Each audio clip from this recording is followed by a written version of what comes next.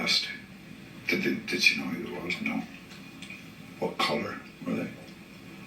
She said it was a black person. Neeson described walking the streets with a billy club. And I did it for maybe a week. Now this dude, hoping some black would come out of a pub and have a go at me about something, so that I could kill him. The 66-year-old actor telling ABC News on Tuesday that he's not a racist. I should have said an Irish, or a Scot, or a Brit, or a Lithuanian. I know I would have had the same effect. But Neeson admitted that at the time he went out hunting for a black man. There were some nights I went out deliberately into black areas in the city looking to be set upon so that I could unleash physical violence. A sentiment he now says he's ashamed of. And it really shocked me, this primal urge I had. It shocked me and it hurt me. One of Neeson's Cold Pursuit co-stars, John Doman, telling NBC News he applauds Neeson's honesty. now see, this is where the trickery come in at. At first he described himself as a person who would go out and kill an innocent person just because one person, he decided they all were worthy of death. That's in these people's makeup. And now he's trying to backwalk it like he was going to wait on somebody to jump on him, thereby justifying his behavior to kill someone black. So we're not buying all of this. And this is part of the plague on the European race, that they are being judged and condemned for their wicked behavior, that they so eagerly in the past praised each other for their little pranks and their wicked behavior here on Turtle Island and all over the earth. They praised each other. They considered people who wanted to do good all the time as boring. So that's the beast in these people. And we call them beasts because they do not recognize the law of God. We understand there's some white people, so-called white people, they're not white. We are white. We are the sovereigns in this land. We are the sovereigns on earth because we have the law of God. People are people. Everybody was dead from Adam. But God chose to put his stamp on us by giving us the law.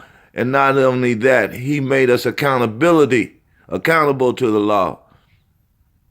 In other words, what I'm saying, he punished us when we failed it and nobody else. Now it's time for you people to get your punishment. And we see this stuff happening all over. I get up, I take these news stories and I try to sort through them.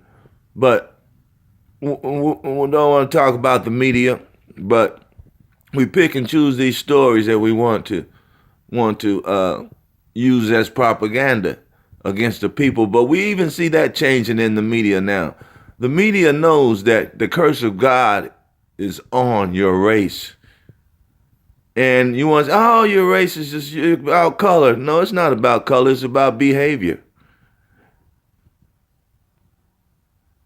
The devil used a whole nation of people to destroy God's plan on earth. And that nation are the Europeans. You came out of that. I never could figure out when I read the Bible. I wanted to find out for years why these people had such a vengeance on everybody on earth. That's before I even knew who I was and knew the whole story. Look at planes dropping out of the air. We don't have to fight these people. All we have to do is stand against them. Against them. Who will stand for the Lord against the evildoers?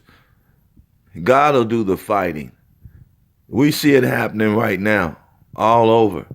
Their race, they can't see it because their pride has blinded them.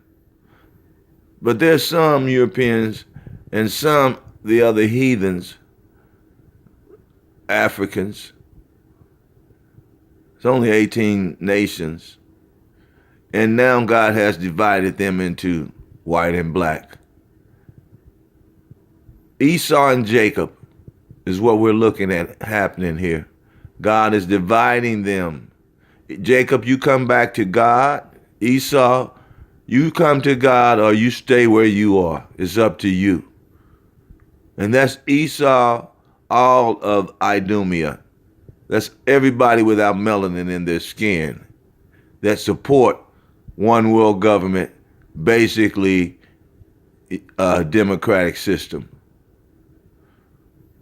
You will be destroyed, and God is separating you. And some of you black people are going to take off running on the white people's side and going to fall on their swords. They don't want you over there. They can't trust you. How would they know whether you're double agent or not? That's why we can't trust white people. White people, if you come here, you got to do just like the black people. If you come on our side, when they divide us, you got to be following God's law, and we'll see it. We can't really trust black people. They support white supremacy, always have. They want their slave masters to rule over them. They trust them. But what we see happening here is not going to get any better.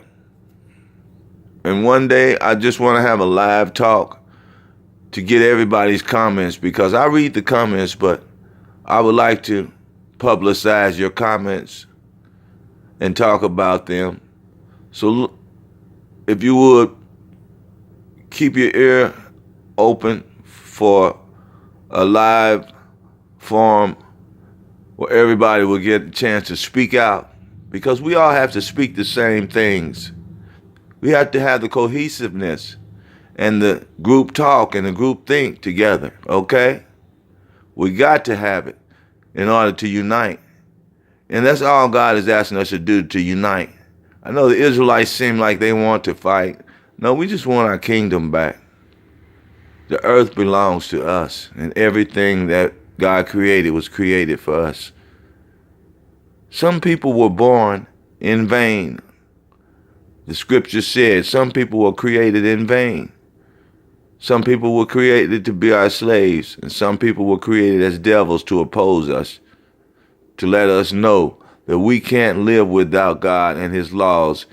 We will only head and lead our race, our earth, into disaster. Like every kingdom that came up and tried to rule without God ended up in disaster. That's the bottom line. America, you're not fighting against the original people here. You're fighting against God and his laws. You cannot rule this earth without God. He made it. You cannot rule this earth without God. God made this earth, and he will be king. And we're going to set him back up. That's what my attack on all religion and putting them in the hot seat is about. That's what it's about. My attack on religion is about setting God's kingdom back in order. And every Israelite that support the Bible and God is on that same mission. So don't think you're coming up against dummies.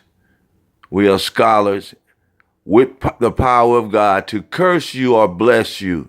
If we curse you, it's going to happen. And the only curse God has allowed us to put on you guys is when you challenge whether the truth is the truth and you try to promote your lie, we can curse you for that. We can curse you for that. Okay? Because it would not be an unrighteous curse. Whenever you keep challenging the truth of God, which is the Bible, with Christianity and man-made laws, curses will start accumulating in your household, on your head. Rebukes, then scourgings, and then, like the Bible said, John said, sin unto death, the sin unto death. your grace will run out. So be careful how you challenge God. So I want to end this video. I don't know what to call it. Who's on the Lord's side? Who's on the Lord's side?